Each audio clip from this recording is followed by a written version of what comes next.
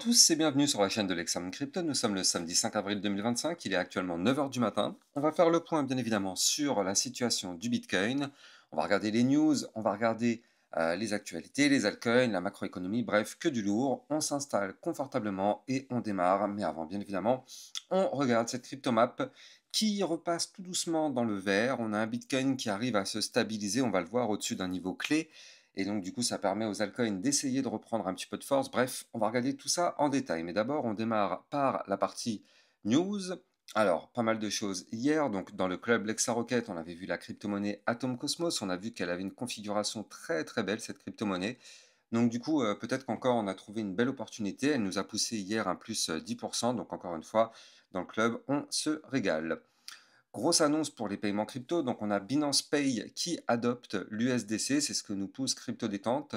L'USDC comme devise par défaut pour tous ces nouveaux utilisateurs, donc c'est une bonne nouvelle. C'est une étape de plus vers l'adoption massive des stablecoins. Du côté des USA, donc le minage de Bitcoin est sous pression.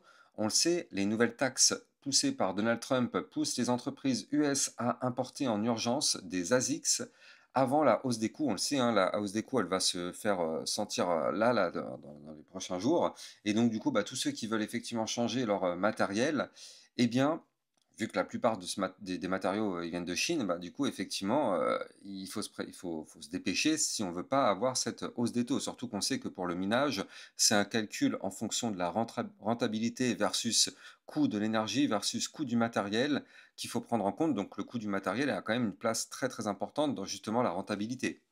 Donc là, s'il y a moins de rentabilité, forcément, les investissements sont ralentis. Donc ça pourrait être un tournant pour les mineurs. On surveillera tout ça dans les prochains jours.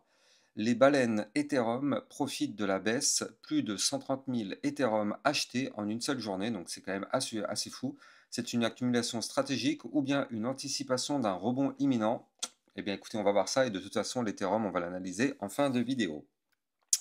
Le Bitcoin chute sous 88 500, enfin de 88 500 à 81 000 dollars après l'annonce des tarifs de Trump. CryptoQuant observe un afflux de 2500 Bitcoins vers les exchanges avec un volume massif sur Coinbase.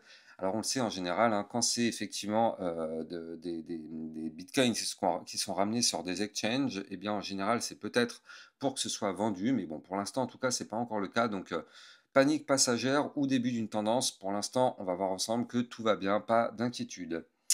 La Chine riposte par rapport effectivement aux tarifs sur les droits de douane, hein. La Chine riposte. En effet, Pékin impose 34% de droits de douane supplémentaires sur les produits américains dès le 10 avril, donc c'est dès la semaine prochaine, en réponse à la guerre commerciale lancée par Donald Trump. L'escalade continue. Qui cédera en premier? Dans le club LexaRocket, on avait vu la crypto-monnaie PP. Je rappelle que le club vous permet de recevoir des analyses techniques, encore plus que ce que vous avez sur YouTube, sur plein de crypto-monnaies, et ça vous permet aussi de recevoir des potentiels crypto-pépites. N'hésitez pas, le lien est en description de vidéo. Tempête sur les marchés, les contrats à terme du Nasdaq 100 plongent de 600 points après que la Chine ait imposé les 34% de droits de douane. Donc ça, c'était hier midi, hein, on l'a vu, il y a eu tout de suite des impacts majeurs. Les cryptos ne sont pas épargnés, on a eu quand même une chute, on est passé hier midi de 85 000 à 81 000 dollars, donc forcément ça a été impacté. Tous les regards tournés sur Jérôme Powell, on le sait, donc hier on a eu le discours de Powell à 17h25, je vais refaire un point justement sur ce qui a été dit, on va voir ça dans les news qui arrivent là tout de suite. Donc là, voilà, justement, par rapport à ce qui a été dit dans ce fameux discours de 17h25, eh bien Jérôme Powell nous dit pas mal de choses. Il nous dit que la Fed reste prudence, pas de précipitation avant d'agir. La hausse des droits de douane pourrait flamber l'inflation et freiner l'économie. Powell défend l'indépendance totale de la Fed. On dit là la vérité quoi qu'il arrive. Pas de récession prévue, mais les risques grimpent selon les analystes. Il reste en poste jusqu'au bout, pardon, son mandat est maintenu. Donc pour l'instant, il n'a pas parlé de baisse des taux, mais quand même, il sait que la situation elle est quand même très très très délicate. Donc si jamais la situation vient à dégénérer, il risque de faire des baisses des taux. Alors il y a d'autres analystes qui estiment qu'on pourrait avoir jusqu'à 5 baisses des taux en 2025 pour avoir une baisse de 125 points sur 2025. Donc bon, on verra bien qui a raison, qui a tort. Mais pour l'instant, en tout cas, Jérôme Powell n'a pas prévu de baisse des taux. Donc affaire à suivre. BlackRock frappe fort. En effet, donc le géant américain vient de racheter 25 millions de dollars en Bitcoin. Donc ça aussi, c'est quand même assez dingue. Circle repousse son entrée en bourse selon Bloomberg, l'IPO est mise en stand-by. Le hash rate de Bitcoin explose, un nouveau record, 912. Donc le réseau n'a jamais été aussi sécurisé. Les mineurs sont plus forts que jamais. Donc ça c'est quand même assez ouf, hein, regardez ça. Tac, tac, tac, tac, tac, ça monte, ça monte, ça monte. Nouvelle ATH. Donc pour l'instant, ça prouve que le réseau Bitcoin se porte très très bien. Et je rappelle que si vous souhaitez rejoindre toute la communauté pour vous entraider, pour vous poser des questions, il y a bien évidemment un channel Discord que vous avez en description de vidéo qui vous permet de rejoindre la communauté. Ça vous permet de vous entraider, vous poser toutes les questions que vous voulez, que ça parle de crypto-monnaie ou bien de tout et n'importe quoi. Il y a des channels vraiment dédiés pour tout, donc n'hésitez pas, le lien est en description de vidéo. Allez, on démarre l'analyse technique, bien évidemment. Je rappelle à tout le monde que tout ce que je vais dire n'est en aucun cas un conseil financier, c'est à vous de faire vos propres recherches. Et n'oubliez pas que le trading de crypto comporte des risques de perte partielle ou majeure. On démarre sur notre Bitcoin, avec notre Bitcoin qui, pour l'instant, est en train de continuer de sauvegarder sa ligne de tendance haussière. Et tant mieux, tant mieux, tant mieux. Franchement, on a de la chance. Cette ligne dont je vous parle depuis maintenant le 10 mars, cette ligne, elle tient, et tant mieux, on le sait, je vous l'ai déjà dit un milliard de fois, c'est vraiment le point pivot, c'est le niveau clé qu'il ne faudra jamais breaker, et de toute façon, on se dirige doucement mais sûrement vers la date clé dont je vous parlais. Moi, j'ai pas arrêté de vous parler depuis ces dernières semaines de la date du 9-10 avril, parce qu'en fait, cette date correspond à un croisement entre la ligne de tendance baissière et la ligne de tendance haussière. Donc, quoi qu'il arrive, on arrive dans un triangle de compression qui sera cédé, enfin, qui sera cassé justement vers cette date-là. Alors, justement, est-ce qu'on va péter par le haut la ligne de tendance baissière et décoller, ou est-ce qu'on va péter par le bas la ligne de tendance haussière et s'écraser? Eh bien, dans ce cas, c'est exactement la question qu'on se pose. Mais pour l'instant, en tout cas, la ligne de tendance haussière, elle tient bon. Il ne reste plus qu'à péter la ligne de tendance baissière que vous voyez ici. Et là, dans ce cas-là, on pourra avoir un joli petit décollage du Bitcoin. Mais pour l'instant, malheureusement, ça ne passe pas. Pour l'instant, on a fait des tentatives. Mais à chaque fois, ces tentatives ont toutes été avorté, pardon. Et donc du coup là, pour l'instant, malheureusement, bah oui, du côté du Bitcoin, on continue de consolider dans les niveaux clés dont je vous ai donné, hein. Je vous parlais depuis maintenant plusieurs semaines de cette zone-là, entre les 81 533 et les 85 016. Et ce qui est bien, c'est qu'on est vraiment en train de faire le scénario qu'on voulait. Souvenez-vous, hein, on voulait vraiment que pendant encore quelques jours, le Bitcoin latéralise dans ces niveaux clés. Moi, de toute façon, je vous le dis, plus on latéralise dans cette zone, plus fort le mouvement de sortie sera. Donc là, plus on va latéraliser entre ces deux niveaux clés dont je viens de vous parler, plus effectivement le mouvement de sortie sera fort et impulsif. Alors que ce soit par le haut ou par le bas, hein, bien évidemment.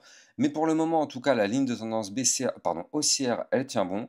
Donc tant qu'on est au-dessus de cette ligne, on peut toujours imaginer une explosion à la hausse du Bitcoin. Maintenant, vous l'avez compris, si cette ligne vient à lâcher, bah, ça sert à rien d'espérer quoi que ce soit. Oui, bien sûr, on n'aura pas de hausse, pas de pump. Au contraire, on aura une chute si on casse cette ligne de tendance haussière. Et bon, pour l'instant, ça a le mérite d'exister. Elle est là, elle est bien et bien présente. Et on est toujours en train de travailler eh bien, le fameux bas du ruban de moyenne mobile. Vous le voyez depuis très longtemps, hein. Depuis très longtemps, on cherche à repasser au-dessus de ce ruban. Malheureusement, on n'y arrive pas. Vous le voyez, on a perdu le ruban ici. Ça s'est passé entre le 31 janvier et le 4 février. Voilà, le 4 février, définitivement, on avait perdu ce ruban de moyenne mobile. Et à chaque fois, on a joué avec lui, on a essayé de le récupérer, on n'a jamais réussi. Regardez, ici encore, on a essayé, on n'a pas réussi. Ici, on était en dessous, en dessous, en dessous. On a essayé ici, on n'a pas réussi. Là, on a essayé, on n'a pas réussi. Et on est de nouveau en dessous du ruban de moyenne mobile. Or, ça, pour tous les traders, c'est l'indicateur le plus simple, le plus basique, c'est l'indicateur le plus simple à analyser. Tant qu'on est sous le ruban de moyenne mobile, on n'est pas haussier, tout simplement. Par contre, dès qu'on repasse au-dessus du ruban de moyenne mobile, on repasse haussier. C'est aussi simple que ça. C'est l'indicateur le plus simple. Et moi, personnellement, vous le savez, j'aime bien rester sur les indicateurs simples et basiques. Pourquoi? Parce que je trouve que, et d'une, vous les comprenez. Ça sert à rien d'utiliser des indicateurs à la Ishimoku ou je ne sais quoi, qui vous donnent les mêmes informations mais que vous ne comprenez pas. Je préfère rester sur des indicateurs simples qui vous permettent de comprendre ce qui se passe et surtout vous donner vraiment des informations ultra précises. On le voit à chaque fois au travers de mes vidéos. Tous les niveaux clés sont touchés à la perfection au millimètre près, c'est chirurgical, tout en restant sur des indicateurs basiques que vous comprenez. Et moi, la plus grande richesse, eh bien, elle est là, c'est le fait que vous comprenez les vidéos. Parce qu'il y a beaucoup de personnes qui me disent, oui, je regarde d'autres chaînes YouTube, mais c'est incompréhensible et tout ça. Par contre, toi, quand je te regarde, bah oui, tu expliques bien. Ah oui, mais c'est parce qu'aussi, j'utilise des indicateurs vraiment très basiques qui vous permettent de bien comprendre les choses et qui vous permettent justement d'avoir des niveaux clés chirurgicaux. C'est ça le plus important. Donc voilà. Bref, donc si vous débutez dans le trading crypto et que vous avez, effectivement, envie de vous lancer dedans et ben vous pouvez utiliser cet indicateur. Donc vous allez ici dans les indicateurs et vous tapez, ruban de moyenne mobile, tout simplement, moyenne mobile et vous allez trouver cet indicateur. Bref, c'est pas le but de la vidéo. Donc là, pour l'instant, du côté du Bitcoin, on est aussi en train de former, je le rappelle, depuis quelques jours, une tentative de double bottom. Vous le voyez, on a ici le premier bottom, peut-être un deuxième bottom ici. Pour l'instant, attention, rien n'est validé. Mais pour valider ce pattern, il va falloir breaker les 85 181. Bah, ça tombe bien. Ça tombe bien, pourquoi? Bah, parce qu'en fait, cette ligne, ce niveau clé, eh bien, il correspond aujourd'hui à la ligne de tendance baissière. Donc ça commence à se goupiller parfaitement, cette histoire. Là, ça veut dire quoi? Ça veut dire que si on casse la ligne de tendance baissière, dans ce cas-là, on validerait par la même occasion le double bottom, ce qui donnerait beaucoup plus de force au mouvement. Donc, les choses sont en train de se mettre en place. De toute façon, vous le savez, hein, moi, je ne l'ai pas caché, hein, je pense que le bull run n'est clairement pas terminé. Au contraire, on a le meilleur qui nous attend. Je pense que tout simplement, depuis maintenant plusieurs semaines, on est sur une phase de retracement, oui, qui fait peur, c'est vrai, mais pour moi, il n'y a pas à être plus inquiet que ça. Je dézoome et je vois la tronche du Bitcoin sur du long terme. Et quand je vois cette gueule-là, excusez-moi, messieurs, dames, mais je me dis que le Bitcoin est largement bullish. En tout cas, on est bullish tant qu'on ne casse pas cette zone qui est ici, bien évidemment. Si on break et qu'on perd les 55 000 dollars, oui, là, vous l'avez compris, pour moi, ça commencerait à sentir le roussi. On casserait effectivement la dynamique haussière pour démarrer une dynamique baissière. Mais tant qu'on est au-dessus de ce niveau clé des fameux 55 000 dollars, eh bien, on est au-dessus et on est sur une dynamique haussière. Donc, pour l'instant, aucune inquiétude, malgré le retracement qu'on a. On le voit, hein, ça tient. Donc, du coup, aucune inquiétude, long terme en tout cas, sur le Bitcoin. Même si en moyen terme, on le voit, effectivement, le Bitcoin est dans une situation délicate. Mais sur du long terme, il n'y a aucun doute sur du long terme. Le Bitcoin est complètement bullish. Alors, bien sûr, ça dépend de la macroéconomie. Si la macroéconomie se dégrade, on l'a vu hein, avec une potentielle récession qui pourrait arriver, voilà, de l'inflation. Bon, ça pourrait jouer, mais pour l'instant, on n'en est pas là. Donc pour l'instant, il n'y a pas d'inquiétude à avoir sur notre Bitcoin. Nous, le seul problème, c'est que voilà, tant qu'on est sous la zone dont je vous ai parlé, le ruban de moyenne mobile et la ligne de tendance baissière, bah ouais, du côté du Bitcoin, ça galère. Donc là, aujourd'hui, le niveau clé à breaker, c'est les 85 165. Ça, c'est notre niveau clé qu'il va falloir breaker aujourd'hui et dans les prochains jours si on veut se mettre à décoller. Si on y arrive, les targets à aller chercher, ce seront les suivantes. 88 035, qui correspond à une résistance qui est ici. Par la suite, on aura l'autre résistance à 89 631, et si on break ces deux résistances, eh bien dans ce cas-là, on formerait ici un plus gros double bottom, et ce double bottom, je rappelle, a une target à 96 000 dollars. Donc ça sentirait plutôt bon pour notre petit Bitcoin si on arrive à breaker pour moi cette résistance des 88 035 qui serait effectivement très très propre à casser, mais pour l'instant on n'y est pas encore. Par contre, prenons le cas de figure cette fois-ci pessimiste. Si jamais on casse notre ligne de tendance haussière, donc aujourd'hui le niveau clé c'est les 82 204, et bien dans ce cas-là on a quand même un support juste en dessous et heureusement à 81 535, mais si on perd ces supports, prochaine target 79 669, 77 980, 76 500, puis 74 878 avant d'aller chercher les 71 900 dollars. Donc vous l'avez compris, là, ici, il reste plus très longtemps, il reste 4 à 5 jours, regardez, hein, il n'y a pas la place de mettre 50 milliards de bougies, on les avait déjà calculées ensemble. Donc là, il reste la place de mettre jusqu'à, enfin non, je dis des bêtises, jusqu'à, ah ouais, en fait c'est jusqu'au 11, ça peut aller jusqu'au 11. Donc en fait, il y a encore la place de mettre 5-6 bougies pour avoir ce fameux mouvement de sortie. Donc là, encore 5-6 bougies avant d'avoir effectivement l'information, est-ce que c'est une cassure haussière ou baissière? En tout cas, il va falloir surveiller bien évidemment tout ça de très très près du côté de notre Bitcoin. En tout cas, si on se met d'un point de vue hebdomadaire, quand moi je vois cette courbe, messieurs, dames, on est vraiment complètement dans une belle dynamique. Là, du côté du Bitcoin, on est venu trouver rebond sur cette ligne bleue que vous voyez là, qui correspond à une ligne de tendance haussière très long terme conçue depuis 2021. Comme vous pouvez le voir, cette ligne a parfaitement tenu. On est venu la toucher quand même à 1, 2, 3, 3 reprises déjà. Et là, on s'établit au-dessus. On s'établit même au-dessus du niveau 0,5 Fibonacci à 82 034. Donc non, pour l'instant, le Bitcoin est en train de nous former une très jolie tentative de rebond sur cette ligne de tendance haussière à long terme. Et si jamais on arrive effectivement à rebondir, on pourrait former en vue long terme là aussi un double bottom pour se relancer et avoir une belle dynamique haussière dans les prochaines semaines.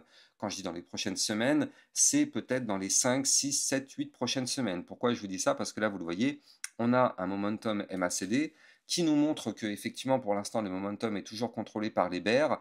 On n'a pas encore réellement amorcé la phase de déclin. On est sur 8 semaines consécutives ici pour arriver jusqu'à ce niveau du momentum, sachant qu'on n'a pas encore démarré le momentum en déclin. Donc du coup, il peut se passer encore 8 ou 9 semaines avant vraiment de reprendre le bull run. Mais en tout cas, pour l'instant, ça pourrait partir, pourquoi pas, de ce qu'on est en train de voir là actuellement, qui nous permettrait de reprendre un petit peu de force. Mais je pense que même si on casse les niveaux clés dont je vous ai parlé tout à l'heure et qu'on va retourner chercher les 95-96, on serait toujours pas prêt pour se relancer sur le bull run. Pour moi, le bull run reprendra quand ce momentum MACD repassera bull, donc c'est-à-dire peut-être dans 6, 7, 8 semaines. Allez, on va aller checker ce qui se passe du côté des altcoins, mais avant ça, bien évidemment, je rappelle que vous pouvez me suivre sur Twitter pour recevoir toutes les news et toutes les actualités crypto, et vous pouvez me suivre aussi dans le club Lexa Rocket pour recevoir encore plus de vidéos que ce que vous avez sur YouTube. On a vu la crypto PP, on avait vu la crypto Atom Cosmos, on a vu aussi le RSR. D'ailleurs, restez bien hein, en fin de vidéo, je vais faire aussi un point dans le club Lexa Rocket sur le RSR. On avait déjà pu anticiper tout le pump, il s'est passé déjà un plus 30% depuis ma vidéo d'il y a quelques jours, mais ça continue, on va regarder ensemble quelles sont les prochaines targets. Donc bref, restez bien avec moi dans le club Lexa Rocket. Nous, on va continuer avec notre Ethereum. Donc l'Ethereum, qu'est-ce qu'il nous fait? Eh bien, on va voir ensemble que l'Ethereum, il est dans une configuration délicate, hein, toujours, parce que malheureusement, il n'arrive pas à repasser au-dessus de son bas de range. Souvenez-vous, ici, bon, heureusement, hein, heureusement qu'on a ce support des 1791. Vous voyez, ça fait maintenant une semaine qu'on est posé sur ce support. Ça tient, et heureusement d'ailleurs. Mais si ce support vient à lâcher, attention, ça pue. Hein. Ça pue si le support il lâche, parce que ce serait une target directe à 1683, voire même 1646. Maintenant, ça tient. On est en train de travailler ici entre le support donc des 1791 et la résistance des 1807. Vous la voyez ici, la résistance? Pardon, 1834. Donc là, ici, là, ce trait-là, c'est la résistance, et là, c'est le support. Donc là, on est en train de travailler dans cette zone-là. C'est une zone très étroite. On espère que cette zone sera breakée bientôt, parce que là, ça devient un petit peu chiant, on va pas se mentir. Nous, ce qu'on veut, c'est qu'il faut absolument une réintégration des 1860 $ sur l'Ethereum pour qu'on puisse reprendre de la force. Donc pour l'instant, on n'y arrive pas, malheureusement. On galère, on galère, on galère. C'est vrai que c'est très, très compliqué là du côté de l'Ethereum. Néanmoins, ce qui est intéressant, c'est qu'on a amorcé une phase de consolidation. Donc comme vous pouvez le voir ici, bon, je vais vous la dessiner pour ceux qui n'arrivent pas à la voir, mais hop là, vous la voyez ici. On est sur une phase de consolidation. Pour l'instant, on est le week-end, donc il y a de très très fortes chances pour qu'il ne se passe rien pendant le week-end, qu'on continue de latéraliser. Mais vous le voyez, là, on est dans une boîte violette dans laquelle, quand on est en haut, on va chercher le bas, quand on est en bas, on va chercher le haut, et ainsi de suite. Mais là, le problème, c'est que là, on est bloqué sur ce bas du range. Donc, il va vraiment falloir surveiller tout ça du côté de l'Ethereum. Alors, attendez, je rappelle que vous pouvez trader toutes ces crypto-monnaies en utilisant mon lien de parrainage Binance que vous avez en description de vidéo, qui vous permet d'obtenir un bonus à vie sur vos frais de trading, et ça vous permet de trader sur une plateforme enregistrée PSAN auprès de l'AMF. N'hésitez pas, le lien est en description de vidéo. Donc là, du côté de notre Ethereum, la situation est délicate pour moi tant qu'on n'arrive pas à retourner vers le haut du range, et pourquoi pas tenter sa cassure par le haut, parce que là, on est vers le bas du range. Je rappelle que si on casse le range par le bas, ce serait un signal de vente, donc ce ne serait pas forcément très bon signe. Donc pour l'instant, on n'y est pas encore, c'est pas catastrophique, mais ça reste quand même quelque chose qu'il va falloir surveiller de très très près. En tout cas, les niveaux clés, je vous les redonne, ils sont là, hein, ils sont sous nos yeux. C'est le support des 1791. Attendez, même le support, c'est plutôt en réalité le bas du range, plutôt, hein, soyons vraiment cohérents. On a un support bas de range à 1769, donc ça c'est le niveau clé qu'il ne faut surtout pas breaker. Par contre, le niveau clé à breaker pour se mettre à décoller, eh bien, ce serait ici les 1834 et surtout, je le rappelle, les 1860 $ qui nous permettraient de reprendre vraiment énormément de force. Je rappelle que là, du côté de l'Ethereum, on a quand même quelque chose qui est intéressant du côté du RSI, et ça, il faut quand même le noter, c'est important. C'est que du côté du RSI, on est en train d'essayer de former un pattern en double bottom. Vous le voyez ici, on a le premier bottom, le deuxième plus haut que son précédent. Or, du côté du graphique, le deuxième est plus bas que son précédent, donc c'est ce qu'on appelle une divergence haussière. Donc on a cette petite divergence haussière, on espère qu'il va se valider, parce que si elle se valide, effectivement, elle nous permettrait de récupérer de la force sur l'Ethereum et remonter pour aller chercher, pourquoi pas, les 1936, peut-être même les 2000 $, ou encore le haut de l'ancien range à 2106 $. Donc on verra tout ça dans les prochaines vidéos, dans la semaine prochaine, hein, je pense, parce que là, de toute façon, il ne va pas se passer grand-chose ce week-end. Bref, j'espère que vous avez kiffé la vidéo. Si c'est le cas, n'oubliez pas de liker, commenter, partager au maximum. Abonnez-vous à la chaîne YouTube pour recevoir tous les jours 1, 2 à 3 vidéos concernant le Bitcoin et les altcoins. Bonne journée à vous, à plus tard, ciao ciao. Bitcoin, Ethereum, you know the drill. Lost it all but came back with the skill.